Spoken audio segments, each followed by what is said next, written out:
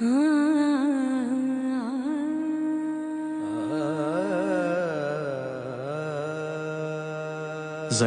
गणू त्या एका व्यक्ती झाली का रिक्षा बसून? तिच्या आनंदासाठी तिच्या झालाय पाय डब्बा तुझा? ती वेगळी असते प्रत्येकासाठी. तिच्या दोन घास सोबतच्या खाऊन गेला नात्याचं असता. नाव असतं वेगळं उशीर झाला प्रत्येकासाठी.